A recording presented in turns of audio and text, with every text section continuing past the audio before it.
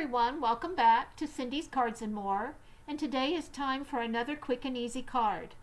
Well, I was given the task earlier in the week to do a sympathy card for someone for my husband, and it was unexpected, and I needed to do a sympathy card for a male. Well, that's kind of a difficult task for me. So I had to kind of look through my stamp sets to see what I had available. And I came across this tree that's in our new catalog, and it's called Amazing Silhouettes. And I just thought this would be very pretty because when this stamp, this gives you that more watercolor effect around the tree.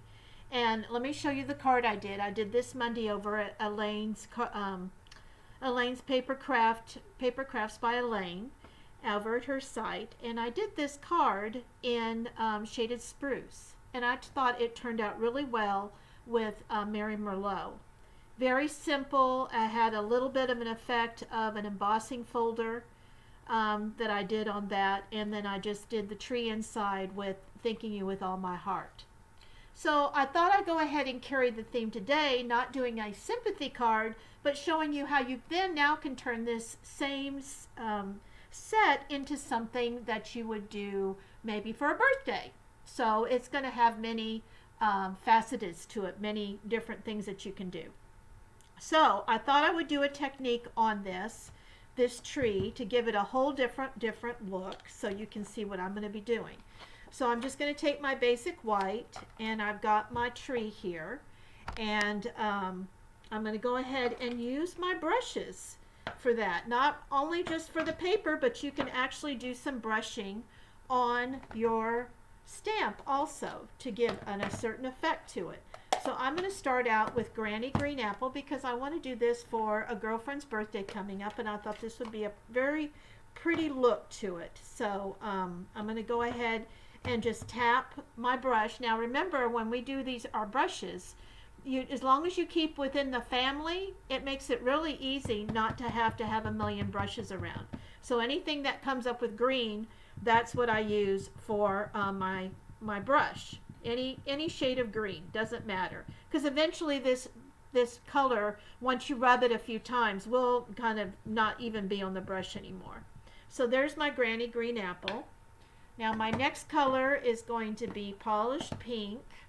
Thought I would do a little bit of these lighter colors, so I'm going to go ahead and tap that on my tree here, and you can overlap those colors a little bit too. I think that's kind of pretty, just to kind of give it a different look. And then my last one is going to be, of course, one of my favorite colors. I'm going to do Gorgeous Grape, and I'm just going to do a little bit of even though it's a little darker, it won't turn out that dark because I'm not going to really make it real dark on the stamp itself. So I'm going to go back a little bit and cover, so it's just so I have a little bit of overlapping colors there. So I'm going to take this, now I decided I'm going to put my sentiment like I did on the other card. I'm going to put this over to the side, so you're going to be able to use the same increments that I used on my first card. We're going to actually do the embossing folder also. So I'm just going to push this a little over so I have plenty of space to do my happy birthday. And I'm going to use Peaceful Moments. That's the stamp set I used for my sympathy. Isn't that pretty? Just that very light effect on that watercolor. I think that makes it such a pretty card. It almost not even looks like a tree now. It looks like a flower. So like I said, you can make it as dark as you want. If you wanted to go darker colors, you could do that. But I wanted something a little on the lighter side. So I'm going to go ahead and now I'm going to make some room here. And I'm going to go ahead and bring up my cut and emboss so I can show you. You bring this machine up. There's a simple sandwich that we make on here, which is your base plate, and then it's plate number 4. And all I'm going to do, my space is a little tight here, but I'm going to make it work. That's what I do. I make things work. So I'm going to go ahead and take the Tasteful Textile embossing folder. Now the one thing I forgot to do on this, which I need to do that, oops, I'm going to reverse for just a second. I almost forgot to do something, and that was for putting my happy birthday on there. Oof, almost forgot the important part here. Not just the flower. See, I got all excited about that flower. So I'm just going to go ahead and do a little tapping here. And I'm going to go ahead and put your happy birthday right over here to the side. Ooh, isn't that pretty? Now I can go ahead and get that cut and emboss back up here again. And put that in my embossing folder. Just so I'm kind of showing you to do that. And all you have to do is put it in between the base plate and plate number 4 and crank it through. Makes it really easy. And the nice thing about our cut and emboss is that it actually gives you all those instructions on the base plate. Like turn it right side up here. It'll tell you every sandwich that you need to do based on what you're cutting. So if you're going to do a die, or you're going to do just a standard embossing folder or a 3D embossing folder. So that's all you do on that. So we've already got everything embossed on there. And it is better to go ahead and stamp first and then emboss, because you'll have all those little bumps in there. It'll be very hard for you to stamp something. Now I couldn't decide which color I wanted to go with. Do I want to go with Highland Heather, or do I want to go with Granny Green Apple? I think I'm going to do Highland Heather. It makes it very soft, gives you that real soft feel. Now I'm going to go ahead and bring back my sheet here, and I've got one more piece here, so I have to do the inside. And what I decided to do, and this is Peaceful Moments that I mentioned before. Peaceful Moments has some great simps, like I did the Sympathy card. So it has that on there with Deepest Sympathy, and then I did, I think, let's see what I said on that is Thinking You With All My Heart. Well, today for the birthday, I'm going to do Happy Birthday, and I'm going to do Wishing You Every Happiness This Special Day Will Bring. So again, multi-faceted stamp set that can take care of different things. So instead of, I did the Gorgeous Grape on the front, so I think on this one I am going to go ahead and do, I'm going to do the Granny Green Apple for the sentiment. And I'm going to do my test like I always do. Make sure that's got a good enough ink. Try not to get my head in the thing here. Alright, stamp your sentiment. There we go. Now the last thing I'm going to do is, because it's a birthday card, we have another stamp in that stamp set I just showed you, and this is a butterfly.